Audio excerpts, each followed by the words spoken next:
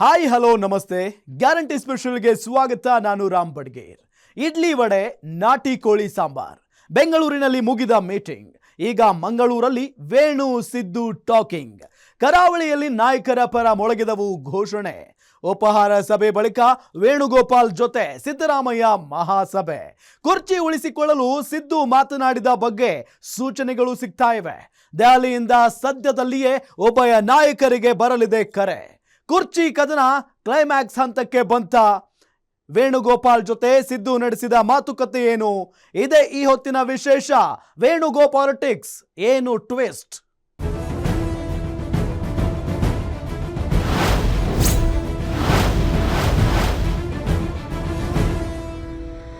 ಇಷ್ಟು ದಿನದ ನವೆಂಬರ್ ಕ್ರಾಂತಿ ಮಹಾಯುದ್ಧಕ್ಕೆ ಮಹಾ ತೆರೆಯೊಂದು ಬೀಳುವ ಎಲ್ಲ ಲಕ್ಷಣಗಳು ಕಾಣ್ತಿವೆ.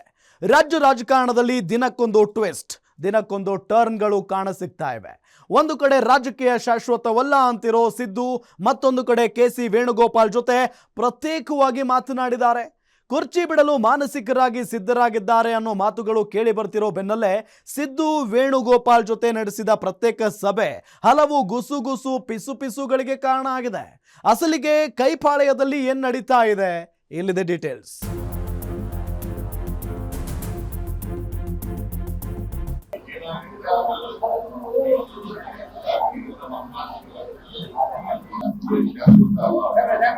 ರಾಜಕೀಯ ಯಾರಿಗೂ ಶಾಶ್ವತ ಅಲ್ಲ, ನಾನು ಯಾವುದಕ್ಕೂ ಸಹ ತಲೆ ಕೆಡಿಸ್ಕೊಳ್ಳಲ್ಲ ಅನ್ನೋದ್ರ ಅರ್ಥ ಏನು ಅಂತ ಸರ್?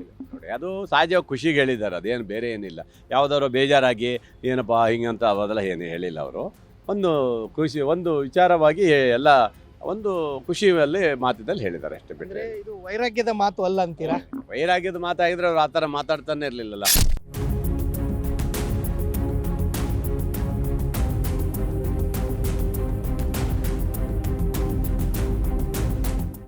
ಒಂದೇ ಪಕ್ಷದಲ್ಲಿದ್ದೀವಿ, ಒಂದೇ ದಾರಿಲಿ ಹೋಗುತ್ನಾಗ ಇದೆಲ್ಲ ಸ್ವಾಭಾವಿಕ. ಯಾರಿಗೂ ಶಾಶ್ವತ ಅಲ್ಲ ಮಾನಸಿಕವಾಗಿ ಅಂತ ಹೇಳೋಕ್ಕಾಗಲ್ಲ. 30 ತಿಂಗಳ ನಂತರ ಬಿಡ್ಬೋದು, ಮೊದಲೂ ಬಿಡ್ಬೋದು. ಮಾನಸಿಕ ಅಂತ ಹೇಳೋಕ್ಕೆ ಆಗೋಲ್ಲ.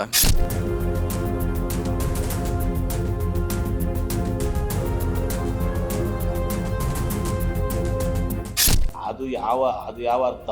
ಅದು ಸತ್ಯ. ಅದು ನಾನು ಹೇಳ್ತೀನಿ, ರಾಜಕೀಯ ಶಾಶ್ವತ ಅಲ್ಲ, ನಮ್ಮನೆ ಆಸ್ತಿನೂ ಅಲ್ಲ. ಅದು ಆ ಮಾತನ್ನು ತಪ್ಪೇನಿದೆ? ಅರ್ಥ ಏನು? ರಾಜಕೀಯ ಅಲ್ಲ, ಮನುಷ್ಯನ ಜೀವನವೇ ಶಾಶ್ವತ ಅಲ್ಲ.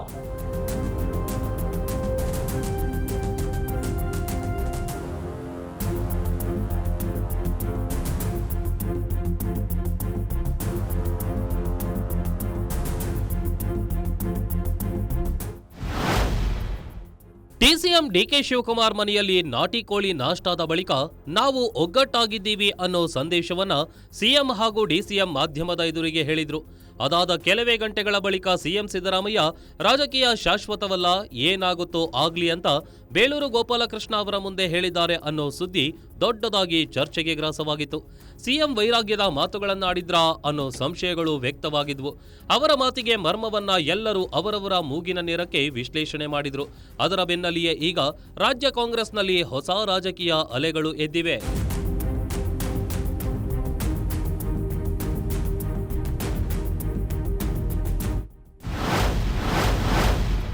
ಬೆಂಗಳೂರಿನಿಂದ ಮಂಗಳೂರಿಗೆ ಪಾಲಿಟಿಕ್ಸ್ ಶಿಫ್ಟ್. ಕರಾವಳಿ ತೀರದಲ್ಲಿ ಮೊಳಗಿದ ಘೋಷಣೆ ಕೊಡ್ತಾ ಟ್ವಿಸ್ಟ್. ಎಸ್, ಬೆಂಗಳೂರಿನಲ್ಲಿ ಆರಂಭವಾದ ಬ್ರೇಕ್ಫಾಸ್ಟ್ ಪಾಲಿಟಿಕ್ಸ್ ಈಗ ಮಂಗಳೂರಿನಲ್ಲಿ ಬೇರೆಯದ್ದೇ ಟ್ವಿಸ್ಟ್ ಪಡೆದುಕೊಂಡಂತೆ ಭಾಸವಾಗ್ತಿದೆ. ರಾಜ್ಯ ರಾಜಕಾರಣದಲ್ಲಿ ನಡೆಯುತ್ತಿರುವ ಕುರ್ಚಿ ಕದನ ಬೇರೆಯದ್ದೇ ಸ್ವರೂಪ ಪಡೆದುಕೊಂಡಿದೆ. ರಾಜಕೀಯ ವೈರಾಗ್ಯದ ಮಾತುಗಳು ಅನ್ನೋ ನಡುವೆಯೇ ಎಐಸಿಸಿ ಪ್ರಧಾನ ಕಾರ್ಯದರ್ಶಿ ಕೆಸಿ ವೇಣುಗೋಪಾಲ್ ಹಾಗೂ ಸಿಎಂ ಸಿದ್ದರಾಮಯ್ಯ ಪ್ರತ್ಯೇಕ ಮಾತುಕತೆ ನಡೆಸುವ ಮೂಲಕ ರಾಜ್ಯ ರಾಜಕಾರಣಕ್ಕೆ ಹೊಸ ಟ್ವಿಸ್ಟ್ ಮತ್ತು ಟರ್ನ್ ಕೊಟ್ಟಿದ್ದಾರೆ. ಇದರ ನಡುವೆಯೇ ಕರಾವಳಿ ತೀರದಲ್ಲಿ ಡಿಕೆ ಸಿದ್ದು ಘೋಷಣೆಗಳು ಕೂಗಿ ಬಂದ್ವು. ಕೈಪಾಳ್ಯದಲ್ಲಿ ಎರಡೂ ಬಣಗಳು ಸೃಷ್ಟಿಯಾಗಿದ್ದು ಪಕ್ಕಾನ ಅನ್ನೋ ಸಂಶಯಗಳಿಗೆ ಮತ್ತಷ್ಟು ಪುಷ್ಟಿ ಕೊಟ್ಟಿವೆ.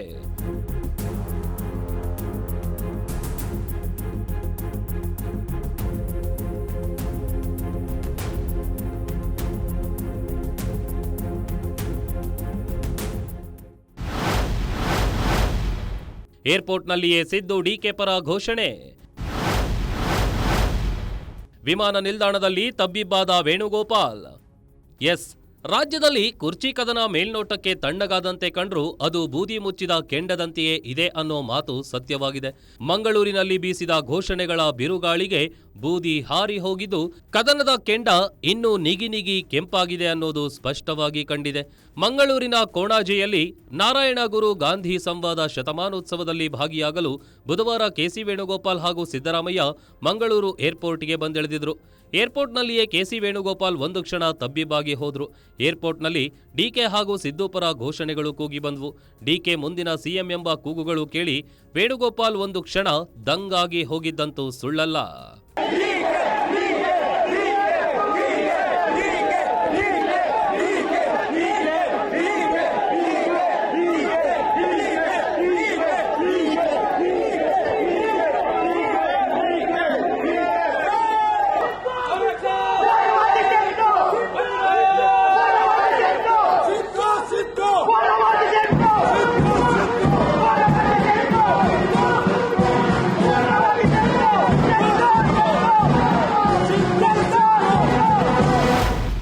ನಾಯಕರಾದಂಥ ಸನ್ಮಾನ್ಯ ರಾಹುಲ್ ಗಾಂಧಿ ಅವರನ್ನು ಮೊದಲಿಗೆ ಜೈಕಾರ ಹಾಕುವುದು ನಮ್ಮ ಸಂಪ್ರದಾಯ. ಅದಾದ್ಮೇಲೆ ಎಐಸಿಸಿ ಜನರಲ್ ಸೆಕ್ರೆಟರಿ ಆದಂತಹ ಕೆಸಿ ವೇಣುಗೋಪಾಲ್ ರವರಿಗೆ ಜೈಕಾರ ಹಾಕುವುದು ನಮ್ಮ ಸಂಪ್ರದಾಯ. ಅದಾದ ಮೇಲೆ ನಾವೆಲ್ಲ ಪಾರ್ಟಿ ಕೆಡರಿಂದ ಬಂದವರು ನಮ್ಮ ರಾಜ್ಯದ ಪಾರ್ಟಿ ಅಧ್ಯಕ್ಷರಾದಂತಹ ಸನ್ಮಾನ್ಯ ಡಿಕೆ ಶಿವಕುಮಾರಿಗೆ ಜೈಕಾರ ಹಾಕುವುದು ಕಾಂಗ್ರೆಸ್ ಪಕ್ಷದ ಕಾರ್ಯಕರ್ತರ. ಇದು ಪಾರ್ಟಿ ಕೆಡರ್ ಕಾರ್ಯಕ್ರಮ. ಸಿಎಂ ಸರ್ಕಾರಿ ಕಾರ್ಯಕ್ರಮದಲ್ಲಿ ನಾವು ಮುಖ್ಯಮಂತ್ರಿ ಸಿದ್ದರಾಮಯ್ಯರಿಗೂ ಕೂಡ ಜೈಕಾರ ಹಾಕ್ತೇವೆ. ಮಂಗಳೂರಿನಲ್ಲಿ ರಾಜ್ಯ ರಾಜಕಾರಣಕ್ಕೆ ಮಹಾ ತಿರುವು. ಕೆಸಿ ವೇಣುಗೋಪಾಲ್ ಜೊತೆ ಸಿದ್ದು ಪ್ರತ್ಯೇಕ ಮಾತುಕತೆ. ಮಂಗಳೂರಿನ ಸರ್ಕಾರಿ ಗೆಸ್ಟ್ ಹೌಸ್ ಕಾವೇರಿಯಲ್ಲಿ ಸಿದ್ದು ಹಾಗೂ ಕೆಸಿ ವೇಣುಗೋಪಾಲ್ ಮಾತುಕತೆಗಳು ಜೋರಾಗಿ ನಡೆದಿವೆ. ಉಭಯ ನಾಯಕರು ಪ್ರತ್ಯೇಕ ಮೀಟಿಂಗ್ ನಡೆಸಿದ್ದಾರೆ. ಮಂಗಳೂರಿನಲ್ಲಿ ಹಲವು ನಾಯಕರು ಇದ್ರೂ ಕೂಡ ಸಿದ್ದು ಮತ್ತು ವೇಣುಗೋಪಾಲ್ ಮಾತ್ರ ಪ್ರತ್ಯೇಕ ಸಭೆ ಮಾಡಿ ಮಾತುಕತೆ ನಡೆಸಿದ್ದಾರೆ. ಸುಮಾರು ಅರ್ಧ ಗಂಟೆಗೂ ಹೆಚ್ಚು ಕಾಲ ಸಿಎಂ ಮತ್ತು ಎಐಸಿಸಿ ಪ್ರಧಾನ ಕಾರ್ಯದರ್ಶಿ ಮಾತುಕತೆ ನಡೆಸಿದ್ದಾರೆ. ಸಭೆಯಲ್ಲಿ ಸಿದ್ದು ಸಿಎಂ ಸೀಟು ಉಳಿಸಿಕೊಳ್ಳುವ ಕಸರತ್ತು ನಡೆಸಿದ್ದಾರೆ ಅಂತ ತಿಳಿದು ಬಂದಿದೆ.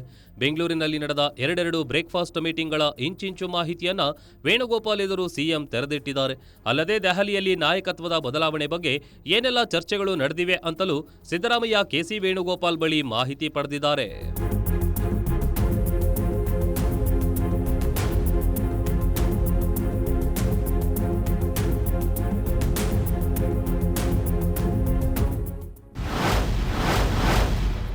ಮುಂದೆ ಚುನಾವಣೆಗಳಿವೆ, ನೋಡಿ ನಿರ್ಧಾರ ಮಾಡಿ. ಕೆಸಿ ವೇಣುಗೋಪಾಲ್ಗೆ ನಯವಾಗಿ ಎಚ್ಚರಿಸಿದ ಸಿದ್ದು. ಎಐಸಿಸಿ ಪ್ರಧಾನ ಕಾರ್ಯದರ್ಶಿ ಜೊತೆ ಮಾತುಕತೆ ನಡೆಸಿದ ಸಿಎಂ ಸಿದ್ದರಾಮಯ್ಯ, ಹೈಕಮಾಂಡ್ ಏನೇ ತೀರ್ಮಾನ ತೆಗೆದುಕೊಂಡ್ರೂ ನನಗೆ ಯಾವುದೇ ಆಕ್ಷೇಪವಿಲ್ಲ. ಆದರೆ ಇದು ಪಕ್ಷದ ಮೇಲೆ ಪರಿಣಾಮ ಬೀರದಂತೆ ಎಚ್ಚರಿಕೆಯಿಂದ ತೀರ್ಮಾನ ತೆಗೆದುಕೊಂಡಲ್ಲಿ ಉತ್ತಮ. ಜನರಿಗೆ ಬೇರೆ ಸಂದೇಶ ಹೋಗಬಾರ್ದು. ಮುಂದೆ ಅನೇಕ ಚುನಾವಣೆಗಳಿವೆ, ನೋಡಿ ನಿರ್ಧಾರ ತೆಗೆದುಕೊಳ್ಳಿ. ಅದರ ಮೇಲೆ ಡಿಕೆನೋ ಸಿದ್ದರಾಮಯ್ಯನೋ ಅನ್ನೋದನ್ನ ಆಯ್ಕೆ ಮಾಡಿ ಅಂತ ಹೇಳಿದ್ದಾರೆ. ಅಲ್ಲದೆ ಲಂಚ್ ಮೀಟಿಂಗ್ನಲ್ಲಿಯೂ ಕೂಡ ಅನೇಕ ವಿಷಯಗಳನ್ನ ಸಿಎಂ ಪ್ರಸ್ತಾಪಿಸಿದ್ದಾರೆ. ಸಿಎಂ ಕೆಸಿ ವೇಣುಗೋಪಾಲ್ ಜೊತೆ ಏನೆಲ್ಲ ಮಾತನಾಡಿದ್ದಾರೆ ಅನ್ನೋದರ ಡೀಟೇಲ್ಸ್ ಗ್ಯಾರಂಟಿ ನ್ಯೂಸ್ಗೆ ಲಭ್ಯವಾಗಿದೆ. ನಾನು ಸೋಮವಾರ ದೆಹಲಿಗೆ ಬರೋಣ ಅನ್ಕೊಂಡಿದ್ದೀನಿ. ವರಿಷ್ಠರ ಜೊತೆ ಮಾತಾಡಬೇಕು ಅಂತ ನಿರ್ಧರಿಸಿದ್ದೀನಿ. ಡಿಕೆ ಶಿವಕುಮಾರ್ ಪಟ್ಟು ಬಿಡ್ತಿಲ್ಲ, ಹಾಗಾಗಿ ನಾನು ಸುಮ್ಮನಾಗಿದ್ದೀನಿ. ನನಗೆ ಅಧಿಕಾರದ ಆಸೆ ಇಲ್ಲ, ಆದ್ರೆ ದೇವರಾಜು ಅರಸರ ದಾಖಲೆ ಮುರಿಯುವ ಬಯಕೆ ಇದೆ. ಈಗಾಗಲೇ ಹೈಕಮಾಂಡ್ ತೀರ್ಮಾನ ಮಾಡಿದ್ರೆ ಡಿಕೆ ಶಿವಕುಮಾರ್ ಸಿಎಂ ಆಗ್ತಾರೆ ಅಂದಿದ್ದೇನೆ. ರಾಹುಲ್ ಸೋನಿಯಾ ಈ ಬಗ್ಗೆ ಏನಂತಾರೆ?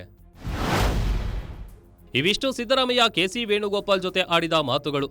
ಒಟ್ಟಾರೆ ಮುಂದಿನ ಅಧಿವೇಶನ ತಮ್ಮ ನೇತೃತ್ವದಲ್ಲಿಯೇ ನಡಿಬೇಕು ಅನ್ನೋದು ಸಿಎಂ ಸಿದ್ದರಾಮಯ್ಯನವರ ಬಯಕೆ ಇದೆ. ಈ ಎಲ್ಲ ಬೆಳವಣಿಗೆಗಳ ನಡುವೆಯೇ ಸಿಎಂ ಹಾಗೂ ಡಿಸಿಎಂಗೆ ಅಧಿವೇಶನದ ಮತ್ತೊಂದು ಟೆನ್ಷನ್ ಶುರುವಾಗಿದೆ. ಅಧಿವೇಶನ ಸುಗಮವಾಗಿ ನಡೆಸುವ ಹಿನ್ನೆಲೆ ಹೊಸ ಸವಾಲು ಉಭಯ ನಾಯಕರ ನಡುವೆ ಸೃಷ್ಟಿಯಾಗಿದೆ.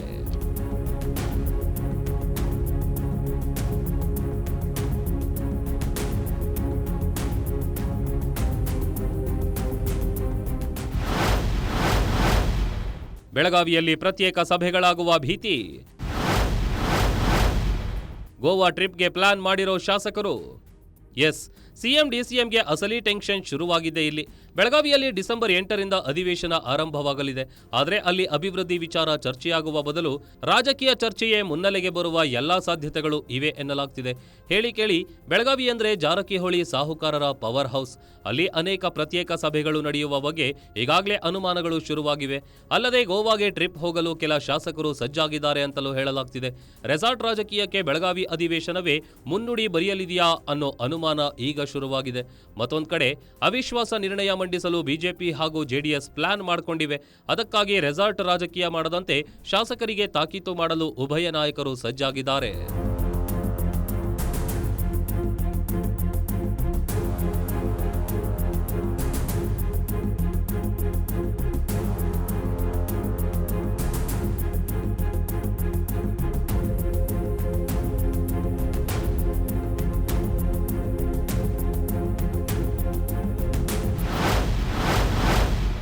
ಮಂಗಳೂರಿನಲ್ಲಿ ಸಿಎಂ ಕೆಸಿವಿ ಮಾತುಕತೆ. ಇತ್ತ ದೆಹಲಿಗೆ ಹಾರಿದ ಡಿಸಿಎಂ ಡಿಕೆಶಿ. ಒಂದು ಕಡೆ ಮಂಗಳೂರಿನಲ್ಲಿ ಸಿಎಂ ಕುರ್ಚಿ ಕದನ ಮಾತುಕತೆ ಕಾವೇರಿದ್ರೆ, ಮತ್ತೊಂದು ಕಡೆ ಡಿಸಿಎಂ ಡಿಕೆ ಶಿವಕುಮಾರ್ ದೆಹಲಿಗೆ ದೌಡಾಯಿಸಿದ್ದಾರೆ. ಬುಧವಾರ ದೆಹಲಿಗೆ ಹಾರಿದ ಡಿಕೆ ಶಿವಕುಮಾರ್ ದೆಹಲಿಗೂ ತೆರಳುವ ಮುನ್ನ ಹಲವು ವಿಚಾರಗಳನ್ನ ಹೇಳಿದ್ದಾರೆ. ಡಿಕೆ ಪರ ಘೋಷಣೆಯ ಬಗ್ಗೆಯೂ ಕ್ಲಾರಿಟಿ ಕೊಟ್ಟಿದ್ದಾರೆ. ದೆಹಲಿಗೆ ಹೊರಟಿರುವ ಹಿಂದಿನ ಉದ್ದೇಶಗಳನ್ನು ಕೂಡ ಡಿಕೆ ಶಿವಕುಮಾರ್ ತೆರೆದಿಟ್ಟಿದ್ದಾರೆ.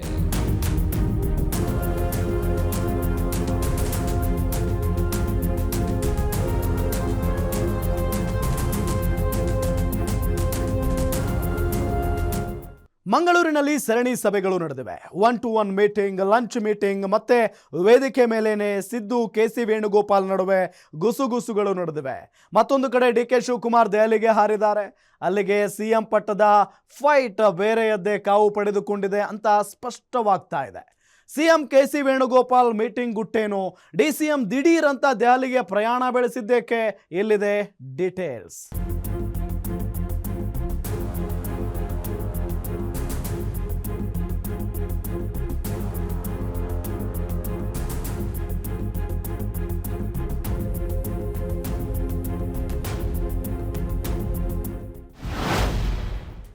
ಬಿರುಗಾಳಿ. ರಾಜ್ಯ ರಾಜಕಾರಣದಲ್ಲಿ ಸಿಎಂ ಕುರ್ಚಿ ಬದಲಾವಣೆಯ ಬಿರುಗಾಳಿ ಮತ್ತಷ್ಟು ಜೋರಾಗಿ ಎದ್ದಿದೆ. ಬ್ರೇಕ್ಫಾಸ್ಟ್ ಮೀಟಿಂಗ್ ಮೂಲಕ ಎಲ್ಲವೂ ತಣ್ಣಗಾಗಿದೆ.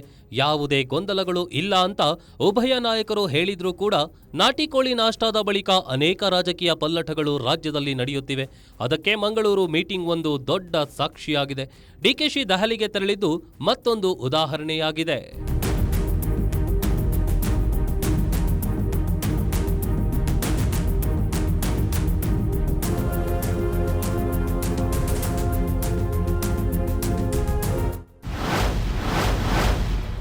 ಮಂಗಳೂರಿನಲ್ಲಿ ಸಿಎಂ ಕೆಸಿವಿ ಸರಣಿ ಸಭೆ.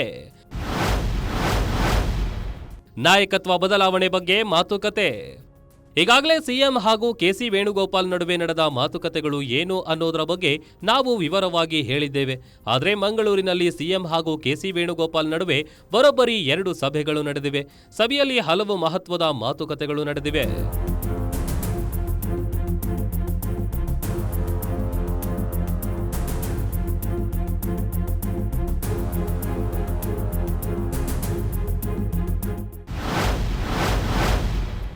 Meeting number 1, Kaveri guest house.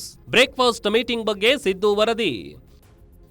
ಮೊದಲ ಸಭೆಯಲ್ಲಿ ಸಿಎಂ ಸಿದ್ದರಾಮಯ್ಯ ಹಾಗೂ ಎಐಸಿಸಿ ಪ್ರಧಾನ ಕಾರ್ಯದರ್ಶಿ ಕೆಸಿ ವೇಣುಗೋಪಾಲ್ 1-to-1 ಸಭೆ ನಡೆಸಿದರು. ಈ ಸಭೆಯಲ್ಲಿ ಸಿದ್ದರಾಮಯ್ಯ ನವೆಂಬರ್ 29ರಂದು ತಮ್ಮ ಮನೆಯಲ್ಲಿ ಹಾಗೂ ಡಿಸೆಂಬರ್ 2ರಂದು ಡಿಸಿಎಂ ಡಿಕೆ ಶಿವಕುಮಾರ್ ಮನೆಯಲ್ಲಿ ನಡೆದ ಬ್ರೇಕ್ಫಾಸ್ಟ್ ಮೀಟಿಂಗ್ನಲ್ಲಿ ನಡೆದ ಮಾತುಕತೆಗಳ ಬಗ್ಗೆ ಸವಿವರವಾಗಿ ಕೆಸಿ ವೇಣುಗೋಪಾಲ್ ಎದುರು ಹೇಳಿದ್ದಾರೆ. ನಾಯಕತ್ವದ ಬದಲಾವಣೆ ಬಗ್ಗೆ ಚರ್ಚೆ ನಡೆಸಿದ್ದಾರೆ.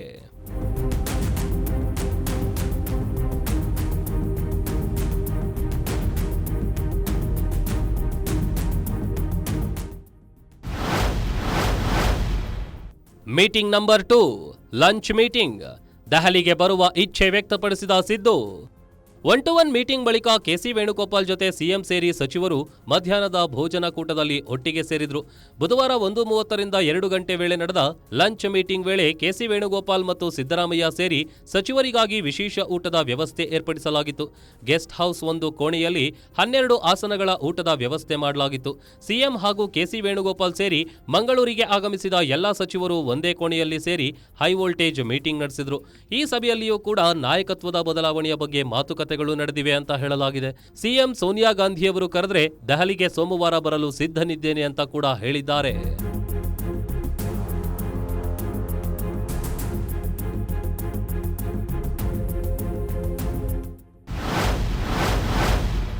ಡಿಕೆ ದೆಹಲಿಗೆ ಹೋದ್ರೆ ಹೋಗ್ಲಿ, ಬೇಡ ಅಂದಿದ್ಯಾರು? ಡಿಸಿಎಂ ದೆಹಲಿ ಪ್ರಯಾಣಕ್ಕೆ ಸಿಎಂ ಸಿದ್ದರಾಮಯ್ಯ ಟಾಂಗ್. ಇನ್ನು ಮಂಗಳೂರಿನ ಕೊಣಾಜಿಯಲ್ಲಿ ಕಾರ್ಯಕ್ರಮದ ವೇಳೆ ಗೆಸ್ಟ್ ಹೌಸ್ ಬಳಿ ಮಾಧ್ಯಮಗಳೊಂದಿಗೆ ಮಾತನಾಡಿದ ಸಿಎಂ ಸಿದ್ದರಾಮಯ್ಯ ಡಿಕೆ ಶಿವಕುಮಾರ್ ದೆಹಲಿಗೆ ತೆರಳಿದ ವಿಚಾರವಾಗಿ ಪ್ರತಿಕ್ರಿಯೆ ನೀಡಿದ್ದಾರೆ.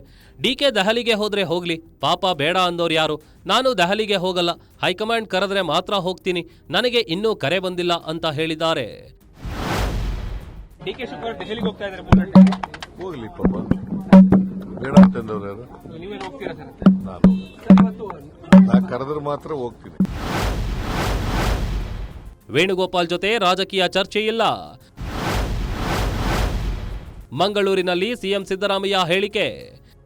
ಸಿಎಂ ಸಿದ್ದರಾಮಯ್ಯ ಮತ್ತು ಎಐಸಿಸಿ ಪ್ರಧಾನ ಕಾರ್ಯದರ್ಶಿ ಕೆಸಿ ವೇಣುಗೋಪಾಲ್ ಬರೋಬ್ಬರಿ ಅರ್ಧ ಗಂಟೆಗಳ ಕಾಲ ಕ್ಲೋಸ್ ಡೋರ್ ಮೀಟಿಂಗ್ ನಡೆಸಿದ್ದಾರೆ. ಇಬ್ಬರೇ ಕುಳಿತು ಚರ್ಚೆ ಮಾಡಿದ್ದಾರೆ. ರಾಜಕೀಯದ ಹಲವು ಚರ್ಚೆಗಳು ಇಲ್ಲಿ ನಡೆದಿವೆ ಅಂತಲೇ ಹೇಳಲಾಗ್ತಿದೆ. ಆದರೆ ಸಿಎಂ ಸಿದ್ದರಾಮಯ್ಯ ಮಾತ್ರ ವೇಣುಗೋಪಾಲ್ ಜೊತೆ ಯಾವುದೇ ರಾಜಕೀಯ ಚರ್ಚೆಗಳು ಕೂಡ ನಡೆದಿಲ್ಲ ಅಂತ ಹೇಳಿದ್ದಾರೆ.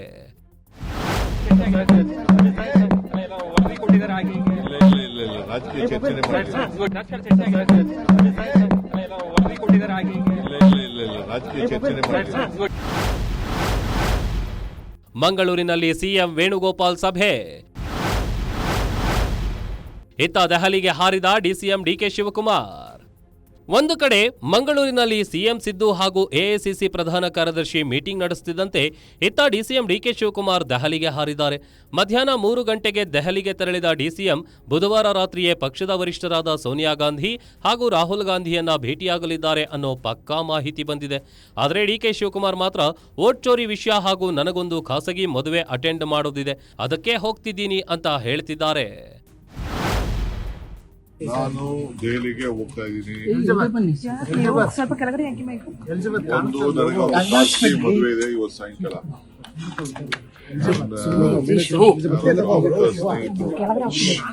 ಐಎಎಸ್ ಆಫೀಸರ್ ಮದುವೆ ಇದೆ, ಹೋಗ್ತಾ ಇದ್ದೀನಿ. ಒಂದು ಎರಡನೇದು 14ನೇ ತಾರೀಕು ವೋಟ್ ಚೋರಿ ವಿಚಾರದಲ್ಲಿ ರಾಮಲೀಲಾ ಮೈದಾನದಲ್ಲಿ ಆ ಸಭೆಗೆ ನಮ್ಮ ರಾಜ್ಯದಿಂದ ಪ್ರತಿಯೊಂದು ಜಿಲ್ಲೆಯಲ್ಲೂ ಕೂಡ 200-300 ಜನ ಕರ್ಕೊಳ್ಬೇಕು ಅಂತ ಹೇಳಿ ನಾವೆಲ್ಲ ನಮ್ಮ ಕ್ಯಾಬಿನೆಟ್ ಮಿನಿಸ್ಟರ್ಸ್ ಹೇಳಿದ್ದೀವಿ. ವೇಣುಗೋಪಾಲ್ ಸಿಎಂ ಭೇಟಿಯಲ್ಲಿ ತಪ್ಪೇನಿದೆ? ಮಂಗಳೂರು ಕಾರ್ಯಕ್ರಮದ ಬಗ್ಗೆ ಡಿಕೆ ಸ್ಪಷ್ಟನೆ.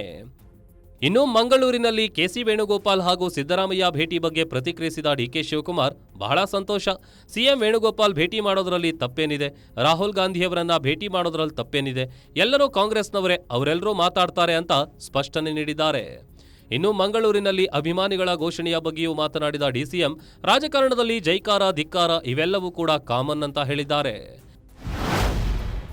ಬಹಳ ಸಂತೋಷ.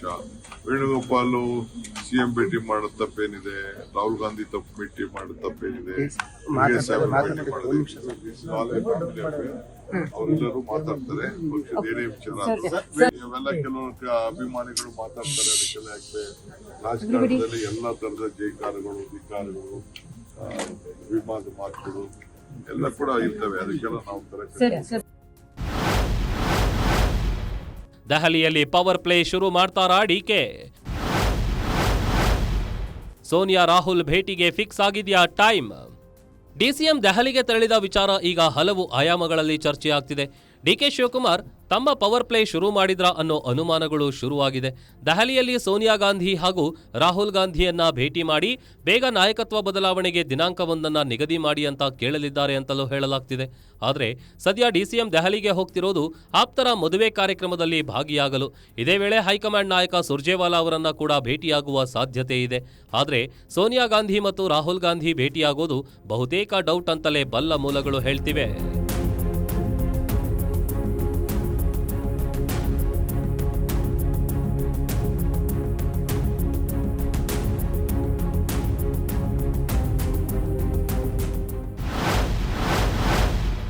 ಒಂದೇ ಒಂದು ಕರೆಗಾಗಿ ಕಾಯ್ತಿರೋ ನಾಯಕರು ಯಾವ ಕ್ಷಣದಲ್ಲಾದರೂ ಬರಬಹುದು ದೆಹಲಿಯ ಕರೆ. ಸಿಎಂ ಮತ್ತು ಡಿಸಿಎಂ ಸದ್ಯ ಈ ಕುರ್ಚಿ ಕದನದಿಂದ ಹೆಚ್ಚು ಕಡಿಮೆ ಹೈರಾಣಾಗಿ ಹೋಗಿದ್ದಾರೆ. ರಾಜ್ಯದಲ್ಲಿ ಏನೇ ಬೆಳವಣಿಗೆ ನಡೆದರೂ ಅದು ನಾಯಕತ್ವದ ಬದಲಾವಣೆ ವಿಚಾರಕ್ಕೆ ತಳುಕು ಹಾಕ್ಕೊಳ್ತಿದೆ. ಹೀಗಾಗಿ ಇದಕ್ಕೊಂದು ಬ್ರೇಕ್ ಹಾಕಿ ಅಂತ ಇಬ್ಬರು ನಾಯಕರು ಹೈಕಮಾಂಡ್ ನಾಯಕರ ಎದುರು ಮನವಿ ಇಟ್ಟಿದ್ದಾರೆ. ಎಐಸಿಸಿ ಅಧ್ಯಕ್ಷ ಮಲ್ಲಿಕಾರ್ಜುನ್ ಖರ್ಗೆ ಕಾಂಗ್ರೆಸ್ ವರಿಷ್ಠೆ ಸೋನಿಯಾ ಎದುರು ಈ ವಿಚಾರದಲ್ಲಿ ಮಧ್ಯಪ್ರವೇಶ ಮಾಡಿ ಅಂತಿಮ ತೆರೆ ಎಳೆಯಬೇಕು ಅಂತ ಈಗಾಗಲೇ ಹೇಳಿದ್ದಾರೆ. ವರಿಷ್ಠರು ಕೂಡ ಅದಕ್ಕೆ ಒಪ್ಪಿಕೊಂಡಿದ್ದಾರೆ. ಹೀಗಾಗಿ ದೆಹಲಿಯಿಂದ ಯಾವಾಗ ಬೇಕಾದರೂ ಉಭಯ ನಾಯಕರಿಗೆ ಕರೆ ಬರುವ ಸಂಭವ ಇದೆ.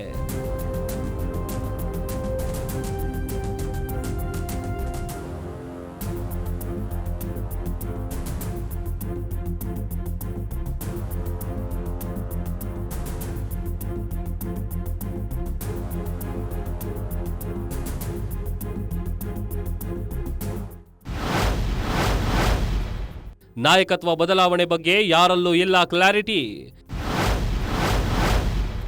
ಹೈಕಮಾಂಡ್ ಮಾತೆ ಅಂತಿಮ ಅಂತಿರೋ ನಾಯಕರು.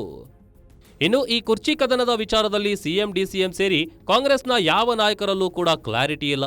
ಕೆಲವರು ಡಿಸಿಎಂ ಸಿಎಂ ಆಗ್ತಾರೆ ಅಂತ ಮೊದಲು ಹೇಳಿ ಆಮೇಲೆ ಅದರ ಬಗ್ಗೆ ಹೈಕಮಾಂಡ್ ತೀರ್ಮಾನ ಮಾಡುತ್ತೆ ಅಂತ ಅಡ್ಡಗೋಡೆಯ ಮೇಲೆ ದೀಪ ಬಿಡ್ತಿದ್ದಾರೆ. ಇನ್ನು ಕೆಲವರು ಸಿದ್ದರಾಮಯ್ಯರೇ 5 ವರ್ಷ ಸಿಎಂ ಆಗಲಿದ್ದಾರೆ ಅಂತ ಮೊದಲು ಹೇಳಿ ನಂತರ ಹೈಕಮಾಂಡ್ ತೀರ್ಮಾನ ಅಂತಿದ್ದಾರೆ. ಇಲ್ಲಿ ಯಾರೊಬ್ಬರು ಸ್ಪಷ್ಟ ಉತ್ತರ ಕೊಡ್ತಿಲ್ಲ. ನೋಡ್ರಿ, ಈಗ ಕೇಳಪ್ಪ, ಇಲ್ಲಿ ಮೊನ್ನೆನೇ ಚರ್ಚೆ ಮಾಡಿದ್ದೀವಿ. ಹೈಕಮಾಂಡ್ನವರು ಏನು ಹೇಳ್ತಾರೆ ಅದರಂತೆ ನಡ್ಕೋಬೇಕು ಅಂತ ಹೇಳಿದ್ದೀವಿ. ರಾಹುಲ್ ಗಾಂಧಿ ಏನು ಡಿಸಿಷನ್ ತಗೋತಾರೆ ಅದರಂತೆ ನಡ್ಕೋಬೇಕು ಅಂತ ಮೊನ್ನೆನೇ ಚರ್ಚೆ ಮಾಡಿದ್ದೀವಿ. ಸಿದ್ದರಾಮಯ್ಯನವರ ನೇತೃತ್ವದಲ್ಲಿ ಸರ್ಕಾರ ರಚನೆ ಆಗಿದೆ. ಹಿಂದೆ ಹೈಕಮಾಂಡ್ ಅವರು ಏನು ತೀರ್ಮಾನ ಮಾಡಿದ್ದಾರೆ ಆ ಪ್ರಕಾರ ಇವತ್ತು ನಾವು ಕೆಲಸವನ್ನು ನಾವು ಮಾಡಿಕೊಂಡು ನಾವು ಹೋಗ್ತಾ ಇದ್ದೀವಿ. ಈಗ 8ನೇ ತಾರೀಕು ಅಸೆಂಬ್ಲಿ ಬರ್ತಾ ಇದೆ. ಅಲ್ಲೂ ಕೂಡ ನಾವು ನಮ್ಮ ಪ್ರತಿತಂತ್ರವನ್ನು ವಿರೋಧ ಪಕ್ಷಕ್ಕೆ ಯಾವ ರೀತಿ ಮಾಡಬೇಕು ಅಂತೇಳಿ ನಾವು ಈಗಾಗಲೇ ಚರ್ಚೆ ಮಾಡಿದ್ದೇವೆ.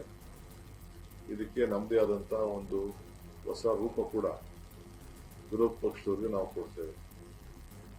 ರಾಜಕೀಯವಾಗಿ ನಮ್ಮಿಬ್ಬರದು ಕೂಡ ಒಂದೇ ತೀರ್ಮಾನ.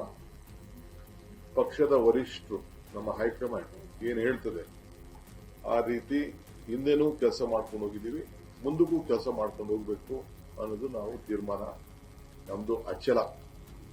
ಯಾರು ಮಧ್ಯದಲ್ಲಿ ತಾವೇ ಆಗ್ಲಿ ತಮ್ಗೆ ಗುಂಪು, ನಮ್ದು ಯಾವ ಗುಂಪು ಇಲ್ಲ. ನಾನು ಯಾವ ಗುಂಪಿಗೆ ಕೃಷ್ಣ ಅವ್ರ ಕಾಲದಲ್ಲೂ ಅವಕಾಶ ಕೊಡ್ಲಿಲ್ಲ. ಹೈಕಮಾಂಡ್ ಹೇಳಿದಾಗ ಅದೇನೆಲ್ಲ ಇದ್ರೆ ಹೈಕಮಾಂಡ್ ಮೇಲೆ ಅವಲಂಬನೆ ಅಷ್ಟೇ.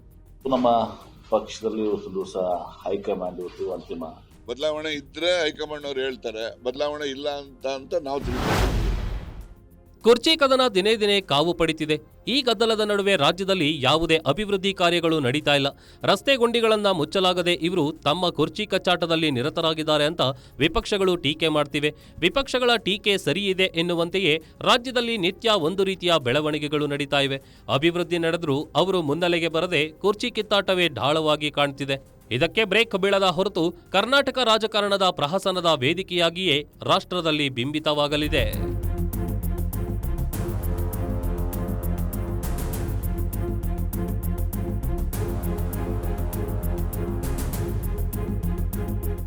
ಇದಾಗಿತ್ತು ಈ ಹೊತ್ತಿನ ಗ್ಯಾರಂಟಿ ಸ್ಪೆಷಲ್. ನೋಡ್ತಾ ಇರಿ ಗ್ಯಾರಂಟಿ ನ್ಯೂಸ್. ಸುದ್ದಿ ಖಚಿತ, ನ್ಯಾಯ ನಿಶ್ಚಿತ.